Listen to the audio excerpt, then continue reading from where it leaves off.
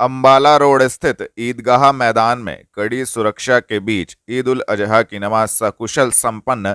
जिलाधिकारी एसएसपी रहे मौजूद। आपको बता दें, अंबाला रोड स्थित ईदगाह मैदान में कड़ी सुरक्षा के बीच ईद उल अजहा की नमाज सकुशल संपन्न हो गई। इस दौरान सभी ने देश में अमन शांति की दुआ मांगी। नमाज के दौरान ड्रोन कैमरे से भी निगरानी रखी गई। बारिश में भी हजारों की संख्या में लोग ईद उल अजहा की नमाज अदा करने पहुंचे। नमाज के दौरान जिलाधिकारी doctor Dinesh Chandra, SSP doctor Vipin ताड़ा एवं एडीएम-एफ भी मौजूद रही। इस दौरान सभी ने ईद उल अजहा की वहां पर पहुंचे लोगों एवं छोटे छोटे बच्चों को शुभकामनाएं दी। जनपद सहारनपुर वासियों को मैं जिलाधिकारी सहारनपुर ईद उल अजहा की हार्दिक शुभकामनाएं देता हूं और सभी से अपील करता हूं कि आपके द्वारा जिस संयम और सहयोग के साथ ईद की नमाज अदा की है, वह निश्चित रूप से एक सराहनीय प्रयास है। साथ ही एक अनुरोध और है कि आप जो कुर्बानियाँ दें वो जो जायज़ कुर्बानी है उसी के अनुसार कुर्बानियाँ दें, खुले में कुर्बानी ना दें और जो वेस्ट है उस वेस्ट को समय से नियमानुसार निस्तारण करें। धन्यवाद। हार्दिक शुभकामनाएं। जिला अस्पताल में भीम आर्मी संस्थापक चंद्रशेखर आजाद से मिलने पहुंचे बीजेपी नगर विधायक एवं अन्य पदाधिकारी। आरएलडी राष्ट्रीय प्रवक्ता ने भी जाना हाल। आपको बता दें, देवबंद में बुधवार को भीम आर्मी संस्थापक चंद्रशेखर आजाद एक कार्यक्रम से होकर सहारनपुर लौट रहे थे, जिन पर सहारनपुर लौटते समय अज्ञात बदमाशों द्वारा हमला किया गया, जिसमें वह घायल हो गए थे। इलाज हेतु चंद्रशेखर आजाद को जिला अस्पताल में भर्ती कराया गया है, जहां पर अब वह खतरे से बाहर हैं और सभी लोगों से मुलाकात कर रहे हैं, तो वहीं उनका जिला अस्पताल में इलाज जारी है। इसी क्रम में आज सुबह आरएलडी राष्ट्रीय प्रवक्ता मनीषा अहलावत एवं बीजेपी नगर विधायक राजीव गुंबर, महापौर डॉक्टर अजय सिंह, पूर्व सांसद राघव लखनपाल शर्मा, महानगर अध्यक्ष राकेश जैन चंद्रशेखर आजाद से मिलने पहुंचे और उनका हालचाल जाना तथा इस दौरान उन्होंने कहा कि हम उनके जल्द स्वस्थ होने की ईश्वर से प्रार्थना करते हैं और उनके ऊपर जिन भी लोगों ने हमला किया है उन्हें कतई भी बख्शा नहीं जाएगा। कड़ी से कड़ी कार्रवाई अपराधियों पर की जाएगी। मनीषा जी, आप शेखर जी से मिली हैं, क्या कुछ तबीयत कैसी है उनकी, क्या कुछ बताया? देखिए, बहुत एक दिल को सुकून मिला कि भाई बिल्कुल ठीक हैं, सकुशल हैं। अभी स्वास्थ्य में सुधार की ज़रूरत है तो आराम ज़रूरी बताया है, आराम तो करेंगे। और अब उनकी जो हमलावर थे उनके बारे में कुछ पता चला? तो पुलिस ने पकड़ा नहीं पकड़ा? अभी तो कुछ पता नहीं लगा है। अब आप लोग आगे कैसे भीम आर्मी के साथ रहेंगे, क्या है? देखिए, हम तो एक बहन के नाते मैं तो अपने भाई की देखने आई थी। इस वक्त मैं राष्ट्रीय प्रवक्ता हूँ लोकदल से, राष्ट्रीय लोकदल से, तो हम सभी बहुत चिंतित थे और एक बार अपने आँखों से देखना चाहते थे कि वो ठीक हैं और वो देख के बहुत अच्छा लगा। लेकिन एक चिंता बनी रहेगी कि इस तरह का हमला हुआ कैसे और क्या आगे इसे रोक पाने में हमारी सरकार कामयाब रहेगी, क्योंकि अभी तो हमलावरों का पता ही नहीं लगा पाए हैं। और 2 साल से चंद्रशेखर भाई ने एप्लीकेशन दी हुई है सुरक्षा के लिए, वो इनको नहीं दी गई। आप देख रहे हैं देश में किन किन लोगों को सुरक्षा मिली हुई है, लेकिन जिन्हें ज़रूरत है उन्हें नहीं दी जा रही है, तो ये बहुत चिंता की बात है। शेखर जी से भी आपकी काफ़ी लंबी वार्ता हुई, क्या कुछ विशेष कहा हो? देखिए, हमें लगता है कि वो बहुत आगे जाएंगे। करोड़ों लोगों की उम्मीद है, करोड़ों लोगों को न्याय दिलाने का वो काम करेंगे, कर रहे हैं। तो हम तो इसी एक जो उम्मीद होती है लोगों की, वो नहीं बुझनी चाहिए। तो ये तो सरकार का दायित्व है। जब 2 साल से एप्लीकेशन दी हुई है सुरक्षा के लिए, तो वो क्यों नहीं दी गई, ये एक बहुत बड़ा सवाल है। और उनको पता था, 3 महीने पहले भी उन्होंने बताया है। सभी जो यहाँ के अधिकारी हैं उनको भी पता है, लेकिन उनके भी हाथ बंधे हुए हैं, बता रहे हैं। जब तक ऊपर से संदेश नहीं आएगा वो भी इनको सुरक्षा नहीं दे पाएंगे। तो ये जो हमारे ऊपर मुख्यमंत्री हैं, प्रधानमंत्री हैं, ये इनके सोचने की बात है कि एक इतना बड़ा नेता है, करोड़ों लोगों के लिए जो एक उम्मीद है, क्या उसकी सुरक्षा मायने नहीं रखती एक अभिनेत्री के मुकाबले? राजीव जी, आप अंदर मिलने गए थे तो क्या पोजीशन है? हम लोग आज माननीय चंद्रशेखर जी का स्वास्थ्य पता करने के मैं महानगर अध्यक्ष जी, आदरणीय राघव जी, आदरणीय मेयर साहब सब लोग गए थे।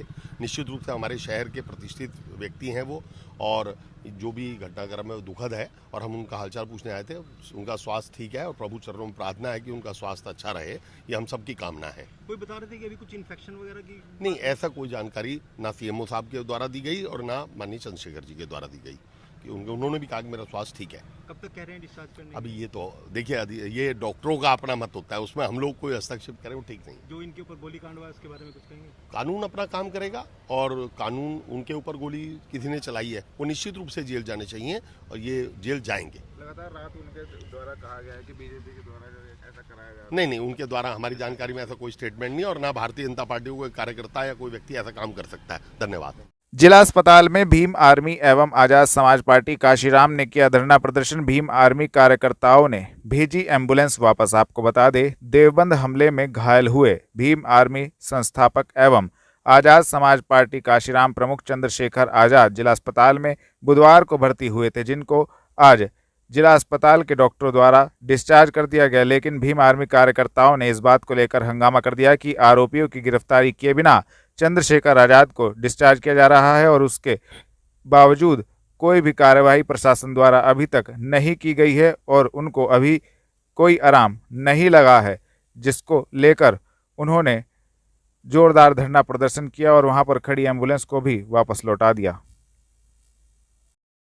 मेरा नाम राजन गौतम है। आप प्रदर्शन क्यों कर रहे हैं? यहाँ पूरे देश के बहुजन समाज के सबसे बड़े लीडर भाई चंद्रशेखर आजाद को गोली लगी है। उनकी सुरक्षा को लेकर ना सरकार सीरियस है और ना ही पुलिस प्रशासन। फिलहाल आप प्रदर्शन इसलिए कर रहे हैं भाई की हालत अभी नाजुक है। कल गोली लगी और आज छुट्टी हो जाएगी, ऐसा कैसे हो सकता है? पुलिस प्रशासन ने ना दोषियों को गिरफ्तार किया, ना उसका खुलासा हुआ कि हमलावर कौन थे। जब तक हमलावर गिरफ्तार नहीं होते उसका खुलासा नहीं होता, और भाई को डॉक्टर साहब यहाँ से सर्टिफिकेट नहीं देते कि बिल्कुल ठीक है, तब तक उन्हें यहाँ से छुट्टी नहीं कराई जाएगी, तब तक हम यहीं बैठे रहेंगे। डॉक्टर कर रहे हैं प्रशासन के लोग? प्रशासन सरकार के दबाव में आकर के यहाँ छुट्टी कराई जा रही है जबरदस्ती। अंदर से भाई चंद्रशेखर आजाद का खुद का मैसेज है कि मुझे दर्द हो रहा है, मुझे पेन हो रहा है कमर में, मेरे शरीर में जो है हलचल हो रही है, पूरी बेचैनी हो रही है। इस हालात में अगर उनकी छुट्टी कर रहे हैं, रास्ते में उन्हें कुछ हो जाता है, तो इसका जिम्मेदार कौन? मीडिया के लोगों से मेरी अपील है कि इस मुद्दे को ज्यादा से ज्यादा उठाए। जबरदस्ती सरकार के दबाव में पुलिस प्रशासन भाई की छुट्टी करा रहा है। यहाँ से गिरफ्तार नहीं हुआ। अभी आप कह रहे थे कि योगी जी के जाति के लोग हैं, सबको पता है किस जाति के लोग हैं। मुझे तो पता नहीं योगी जी किस जाति के हैं। अपनी जाति के लोगों को बचाने के लिए योगी आदित्यनाथ जी पुलिस प्रशासन से ये गंदा खेल रचवा रहे हैं। तो जब तक उनका खुलासा नहीं होता और भाई ठीक नहीं हो जाते, यहाँ से हम लोग नहीं उठेंगे। कप्तान साहब से बात हुई, उन्होंने क्या कहा? कप्तान साहब ने कहा या तो भीम आर्मी इस जिले में रहेगी या कप्तान रहेगा, जिसमें हिम्मत है मेरा तबादला करा के दिखाओ। कप्तान साहब के बोले इस बात पे कहिए कि बात हो रही थी, हमने कहा भाई ये पीड़ित है, इनके घर से लड़की गायब है, इन्हें न्याय नहीं मिल रहा, कि तुम कौन हो? हमने कहा भीम आर्मी के प्रदेश अध्यक्ष के बाहर निकलो। इस बात पे तू मैं हो गई, हम लोग भी ज्यादा बहसने लगे, वो भी बहसने लगे। तो कप्तान साहब आग बबूला होकर के कहते हैं, क्यों कहते हैं? क्योंकि उनके ससुर साहब भाजपा के सांसद है बागपत से, वो खुद भाजपा और आरएसएस के बड़े कार्यकर्ता है। वो इस जोश में कहते हैं, इस वर्दी का गलत इस्तेमाल करके, कि या तो भीम आर्मी रहेगी या कप्तान रहेगा। कप्तान 1000 जाएंगे, भीम आर्मी यही रहेगी। जिला अस्पताल से उपचार के बाद डिस्चार्ज हुए भीम आर्मी संस्थापक व आजाद समाज पार्टी काशीराम प्रमुख चंद्रशेखर आजाद पत्रकारों को दी जानकारी। आपको बता दें, जिला अस्पताल से उपचार के बाद भीम आर्मी संस्थापक व आजाद समाज पार्टी काशीराम प्रमुख चंद्रशेखर आजाद डिस्चार्ज हो गए हैं। स्वास्थ्य विभाग के डॉक्टरों का कहना है कि चंद्रशेखर आजाद अब खतरे से बाहर हैं, तो वहीं चंद्रशेखर आजाद ने भी बताया कि उनको पहले से अब आराम है। जहां उनको गोली लगी थी वहां पर लगातार स्वास्थ्य विभाग के डॉक्टरों द्वारा ड्रेसिंग की जा रही है। इस संबंध में उन्होंने पत्रकारों को पूरा मामला भी बताया। क्या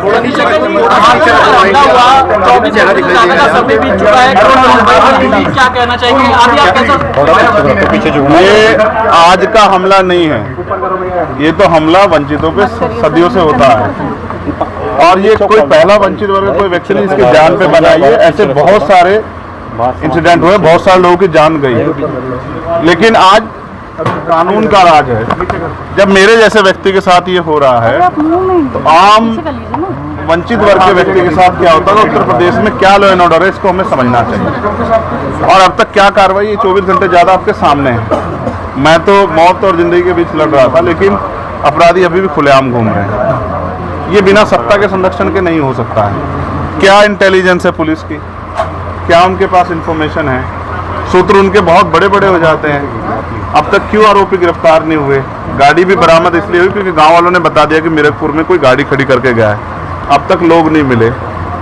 ये वंचितों का बेटा है। अगर मर भी जाएगा तो क्या फर्क पड़ेगा, लोग भूल जाएंगे। ये किसी रानी का बेटा नहीं है तो अगर उसको कुछ होगा, किसी कमिश्नर साहब से जुड़ा हुआ मामला नहीं है कि 4-5 घंटे में कुत्ता बरामद हो जाएगा। मैं मानता हूँ सरकार की घोर लापरवाही है और मुख्यमंत्री का बिल्कुल ना बोलना और बड़े बड़े दावे करना और इस घटना में ना बोलना स्पष्ट करता है कि मुख्यमंत्री सत्ता को संरक्षण दे रहे हैं, अपराधियों को संरक्षण दे रहे हैं और उनके संरक्षण में अपराधी पल रहे हैं।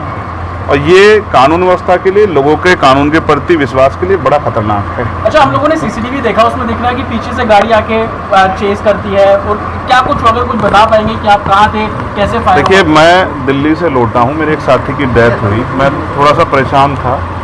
फिर उस डेथ की सूचना के बाद मुझे आना था देवबंद में। हमारे एक साथी की माता जी की डेथ हो गई थी, उनके रस्म पगड़ी का कार्यक्रम था। उनके घर से जैसे मैं निकला, सहारनपुर की तरफ मुश्किल से 50 मीटर चला होगा, एक गाड़ी आती है। मैं फ़ोन पे तेरा मेरा ध्यान था, उसने जो वहाँ से गोली चलती है और वो गोली मेरे कान के पास से निकलती है। मैं अपने साथियों को कहता हूँ कि गोली चली है। पहले मुझे लगा, आवाज़ से लगा पटाखा है, लेकिन बाद में जब उसके वो वाइब्रेशन हुई जाते हुए तो मुझे एहसास हुआ गोली, और वो गाड़ी में टकराई। फिर दूसरी गोली जब मुझे लगी, बुलेट जो चीरती हुई लोहे के हिस्से को गाड़ी के, और वो मुझे लगी तो मुझे एहसास हुआ कि हम गिर गए। फिर तीसरी गोली चली जिसने मेरा आगे वाला शीशा पूरा डैमेज कर दिया।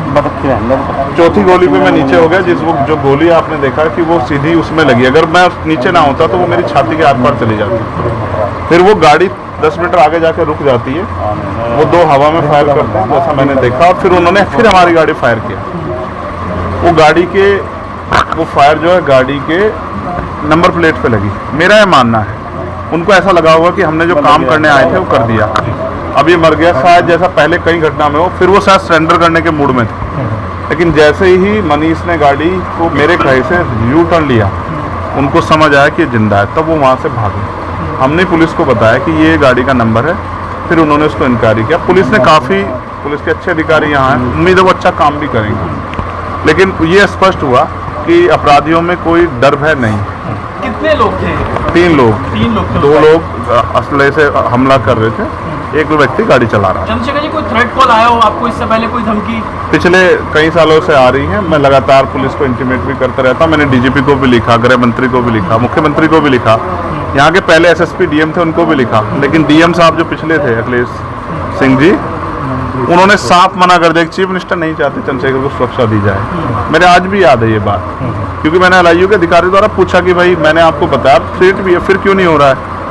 तो उन्होंने कहा भाई ये सरकार का मामला, सरकार चाहे तो दे सकती है। तो मैं चाहता हूँ मुख्यमंत्री इंतजार कर रहे हैं कब चंद्रशेखर मरे, उनका काम आसान हो। लेकिन उनको ये नहीं पता कि गरीबों की, कमजोरों की, शोषितों की बात करने वाला चंद्रशेखर इतनी आसानी से उनकी राह के रास्ते में से नहीं हटेगा।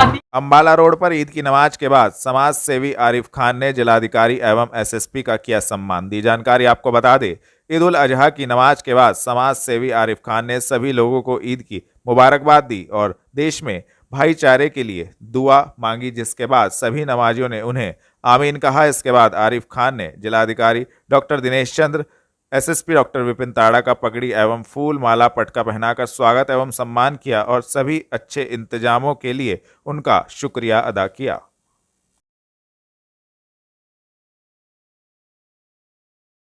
जी, आपका नाम और आज क्या सम्मान किया आपने? मैं आरिफ खान बिन अब्दुल हफीज, समाज सेवी। आज ईद का दिन है, सभी देशवासियों को ईद की शुभकामनाएं। यहाँ ईद की नमाज हमारे काजी नदीम साहब ने ईद की नमाज अदा कराई है और ईद की नमाज अदा कराकर देश और मुल्क के लिए आपने दुआ की है। देश मुल्क में भाईचारा रहे, खुशहाली रहे और फिर नमाज के बाद हमने डीएम साहब को और कप्तान साहब को फूल माला और पगड़ी पहनाकर उनका शुक्रिया अदा किया है कि ईद पे बड़ी अच्छी व्यवस्था साफ़ सफाई रही है और हमें उम्मीद है आगे कावड़ पे भी आप जो है अच्छी व्यवस्था करोगे। हमने इसलिए उनको सम्मान किया है, यहाँ उनका पगड़ी पहनाकर उनको जो है वो शुक्रिया अदा किया उनका। पेपर मिल रोड स्थित आईपीटी सभागार में लघु उद्योग भारती के द्वारा प्रेस वार्ता की गई। आयोजित दी जानकारी आपको बता दें, पेपर मिल रोड स्थित आईपीटी सभागार में लघु उद्योग भारती के द्वारा एक प्रेस वार्ता का आयोजन किया गया, जिसमें उनके द्वारा जानकारी दी गई कि लघु उद्योग भारती सहारनपुर द्वारा भारतीय प्रौद्योगिकी संस्थान आईआईटी रुड़की के साथ मिलकर सहारनपुर के उद्योगों को सुदृढ़ बनाने एवं उद्यमिता के विकास के लिए एक प्रयास किया जा रहा है, जिसके लिए संविद भागिता सुनहरे कल के लिए कार्यक्रम का आयोजन 6 जुलाई 2023 को आईपीटी सभागार में किया जाएगा, जिसको लेकर संबंधित जानकारी दी। आज किस चीज़ के लिए प्रेस वार्ता की है? मैं सुधाकर अग्रवाल, लघु उद्योग भारती हमारी जो लघु उद्यमियों की संस्था है उसके द्वारा एक ऐतिहासिक कार्य किया जाने वाला है। 6 जुलाई को आईआईटी रुड़की के सहयोग से लघु उद्योग भारती एक कार्यक्रम करने जा रही है, जिसमें कि एक एमओयू साइन किया जाएगा इंडस्ट्रीज जो हमारे मेंबर्स हैं और आईआईटी के बीच में। उसमें जो हमारे लघु उद्यमी हैं उनकी जो बहुत सारी समस्याएं हैं जिसकी वजह से वो उतने कम्पिटिटिव नहीं हो पाते हैं या उनको प्रोसेस उतना स्मूथ नहीं है, तो उसको कैसे और एफिशिएंट बने, जैसे कैसे उनकी वेस्टेज कम हो, प्रोडक्टिविटी इम्प्रूव हो, नई टेक्नोलॉजी का इस्तेमाल हो, उसकी जानकारी और उसका इस्तेमाल के बारे में उनको मार्गदर्शन मिले। इसके संबंध में जो है हमारा रुड़की आईआईटी के साथ सहयोग की एक वो तय हुआ है, जिसमें कि वो हम लोगों के हर वर्ष कम से कम 5 इंडस्ट्रीज़ की समस्याओं के ऊपर फोकस करेंगे, उनके समाधान उनको उपलब्ध कराएंगे। और इस कार्यक्रम में 6 तारीख को हमारा एजीएम भी है लघु उद्योग भारती की, जो आईआईटी सहारनपुर कैंपस। इंडस्ट्री को कैसे फ़ायदा होगा इससे? इंडस्ट्रीज को इस तरह से फ़ायदा होगा कि उनको जो नई टेक्नोलॉजी है उनके क्षेत्र में जो उपलब्ध है उसके बारे में उनको पूरी जानकारी मिलेगी और उस टेक्नोलॉजी को वो अपने यहाँ किस तरह से इस्तेमाल कर सकते हैं उस बारे में पूरा उनको मार्गदर्शन मिलेगा। उनका हाथ पकड़ के उनको उसको जो है समाधान उनको उपलब्ध कराया जाएगा आईआईटी के विशेषज्ञों द्वारा। और इसी मौके पर हमारा 6 जुलाई को वहाँ पर एजीएम भी होगी लघु उद्योग भारती की, जिसमें हमारे मुख्य अतिथि जो हैं वहाँ आईआईटी रुड़की के डायरेक्टर आदरणीय कमल किशोर पंत जी एवं हमारे मंडलायुक्त महोदय डॉक्टर रिकेश भास्कर यशोद जी एज मुख्य अतिथि हमारे शामिल होंगे, हमें आशीर्वाद प्रदान करेंगे। और आईआईटी के कुछ प्रोफेसर्स डीन वो वहाँ पर हमारे शामिल होंगे उस कार्यक्रम में और हमारे सभी लघु उद्योग भारती के उद्यमी वहाँ पर। Thank you. जिला अस्पताल में राष्ट्रीय लोकदल का एक प्रतिनिधिमंडल भीम आर्मी संस्थापक चंद्रशेखर आजाद से मिला। जाना हाल दी जानकारी आपको बता दे, राष्ट्रीय लोकदल का एक प्रतिनिधिमंडल रालौद सुप्रीमो जयंत चौधरी के निर्देश पर भीम आर्मी संस्थापक चंद्रशेखर आजाद से उनका हालचाल जानने के लिए जिला अस्पताल पहुंचा। प्रतिनिधिमंडल में राष्ट्रीय लोकदल के विधायक मंडल के नेता, पूर्व विधायक, क्षेत्रीय अध्यक्ष, जिला अध्यक्ष एवं अन्य पदाधिकारीगण एवं कार्यकर्तागण शामिल रहे। सहारनपुर पहुंचे, आपका परिचय से आज मिले चंद्रशेखर से, क्या बात? परिचय बताऊं मैं पहले अपना, मैं शामली से सदर विधायक हूं और आदरणीय चौधरी जैन सिंह जी के निर्देश पर हमारे क्षेत्रीय अध्यक्ष जी योगेंद्र जंदेरी जी के नेतृत्व में और हमारे जो विधानमंडल दल के नेता हैं राजपाल बालियान जी उनके नेतृत्व में हम सभी लोग यहाँ आए हैं और आज आदरणीय चंद्रशेखर जी से मिले। उनकी हालत अब ठीक है, लेकिन इस सरकार को शर्म मानी चाहिए। बड़ी घटना हुई है, दुखदायी घटना है। एक तरफ तो ये दुहाई देते हैं, बड़ी बड़ी बातें करते हैं और कानून व्यवस्था की, लेकिन दूसरी तरफ इस प्रदेश में कानून व्यवस्था फैल हो चुकी है। 4-5 महीने हुए हैं, बार बार घटना होती है और सरकार मूक दर्शक बनकर रहती है, पुलिस मूक दर्शक बनकर रहती है। कहीं न्यायपालिका का गला घोंटा जाता है, कहीं जज के न्यायपालिका के अंदर ही मर्डर हो जाता है और कहीं उमेश पाल जैसे हत्याकांड होता है और अब एक जनप्रतिनिधि जो बहुत लोकप्रिय है, जो अपनी आवाज़ को बुलंद करता है और इस सरकार के खिलाफ जो भी जातियाँ होती हैं उनके खिलाफ खड़ा होता है, जनता की आवाज़ बनकर आवाज़ उठाता है, उसके खिलाफ और उस पर आक्रमण हुआ है। इस सरकार को शर्म आनी चाहिए और ये बहुत दर्दनाक घटना है। और मैं तो ये कहता हूँ कि वो बुलडोजर कहाँ है और कि 24 घंटे हो चुके हैं, अब तक किसी का पता नहीं चला है। और यदि पता चले तो अब देखते हैं कितने बुलडोजर चलेंगे। इंसाफ मिलना चाहिए। क्या उम्मीद है कि उसको क्या मान के चलेंगे, इस घटना के पीछे क्या हो सकता है? देखो, पता नहीं चलता घटना के पीछे। जब आदमी राजनीति में आता है तो उसकी एंटी इनकम्बेंसी पैदा होती है और मेरे विचार से वही कारण है, कुछ ना कुछ राजनीतिक कारण है। इस सरकार को तो एक जांच का विषय है, शासक और प्रशासक देखेंगे। लेकिन पहले भी हमला हुआ है इनके ऊपर, लेकिन मैं तो ये कहता हूँ कि कितनी शर्मनाक बात है। एक आम व्यक्ति कैसे सुरक्षित रह पाएगा जब एक जनप्रतिनिधि सुरक्षित नहीं है? यहाँ पर कैसे आवाज़ उठा पाएंगे? ये शर्मनाक घटना है। अरे योगी सरकार से क्या उम्मीद करते हैं आपके, क्या इस घटना में? भाई, योगी सरकार की उम्मीद तो आप लोग बता सको, पर मैं तो ये देख रहा हूँ, अभी पिछला सेशन चल रहा था, उसी टाइम उमेश पाल की हत्या हुई थी और उस टाइम से बाद में हर दूसरे तीसरे महीने कोई ना कोई ऐसा कांड हो रहा है। क्या उम्मीद करेंगे इस सरकार से? इस सरकार की उम्मीद तो जनता इन्हें जवाब देगी। 24 आने वाला है और फिर 27 आने वाला है। ये तो जनता को जवाब देना है। ये तो आदरणीय मुख्यमंत्री जी कुछ करो, इस कानून व्यवस्था को सुधारो, नहीं तो जनता सड़क पर आ जाएगी।